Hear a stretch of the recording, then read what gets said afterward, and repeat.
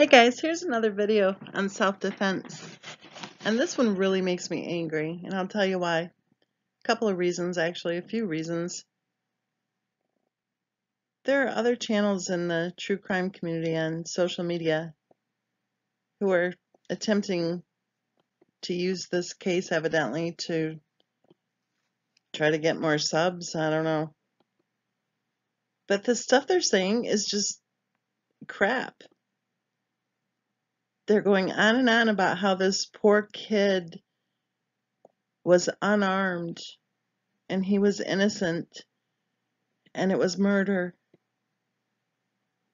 They scream out that it's murder one or first-degree murder, and that the reason that the shooter was not prosecuted was because his mother worked for the police department. This is just so wrong on so many levels. And another thing that makes me angry is that the mainstream media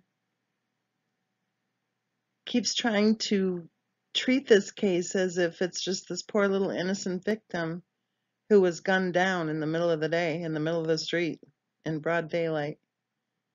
That is not at all what occurred. There's a video online of the actual shooting, and it shows this young kid, who, by the way, is 25 years old. That is not a young kid. He's a man.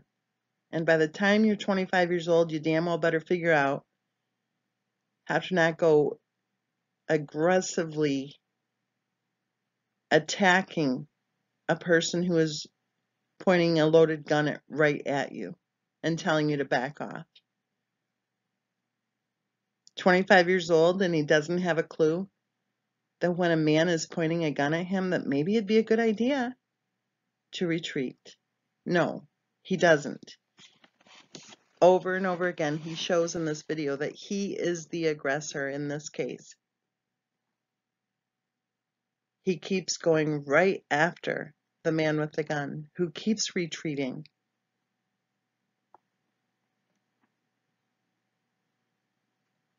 If you can stomach it, go ahead and watch the video and see for yourself. The man who was shot is no victim. He was the aggressor in this case. And the man with the gun gave him so many chances to back off. But he wouldn't. He kept right on lurching right toward him. And he got shot and killed.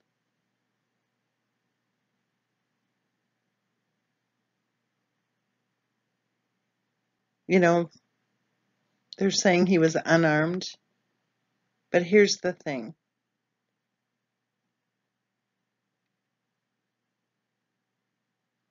The shooter had no way of knowing whether or not he had a gun or a knife in his jeans. And at a couple different points, he put his hands right in his pockets. For the most part, he had his arms up in the air and he was like aggressively posturing as if he was going to come right at the shooter. But he did put his hands in his pockets.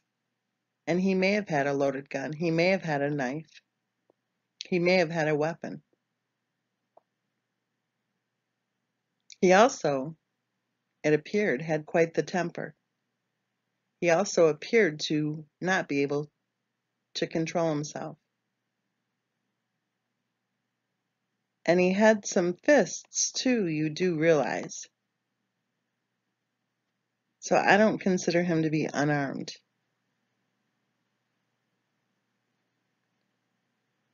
Some of the news media outlets are trying to turn this into a gun issue. Are you kidding me?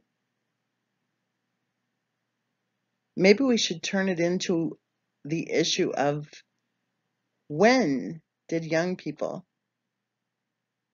begin to think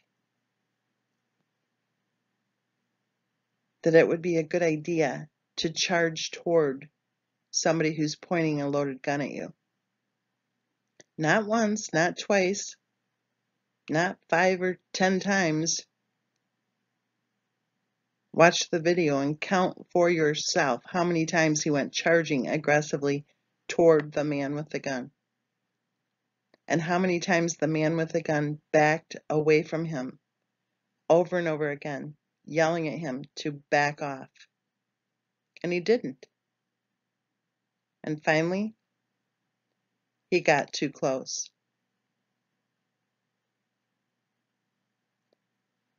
He caused his own death. He is not a victim.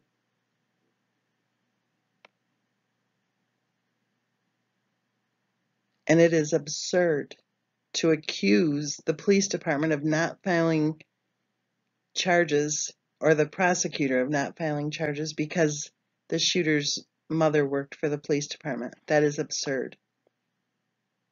It's ridiculous. The reason they didn't press charges is because he didn't commit any crime.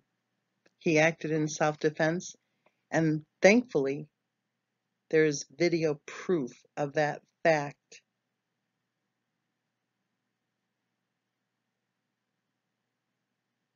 So instead of trying to turn this into an anti-gun event, why don't you turn it into a learning experience for other young people? Stop acting like a tough guy. Back off when somebody has a gun pointed right at your center of mass.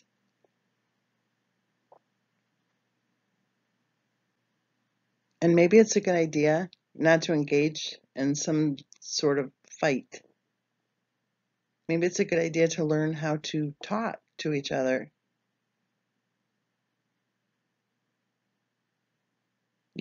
Communicate, discuss.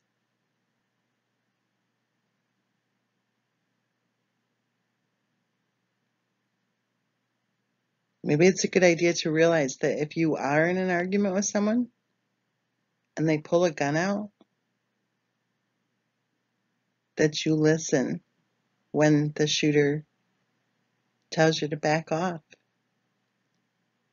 This kid could have backed off, and I say, kid, listen to me. He's a 25-year-old man. He could have backed off. He could have backed off about 28 times, actually. He could have put more distance between the two of them instead of continuously closing the distance between them with his arms in the air and yelling and acting like he was all bad. Was he on drugs? We don't know. Did he have a criminal history of aggressive behavior? We don't know. Was he used to trying to fight with people, and has he gotten away with it for years? We don't know.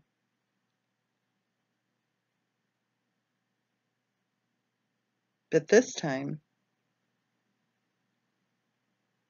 his aggressive lurching toward the other man cost him his life.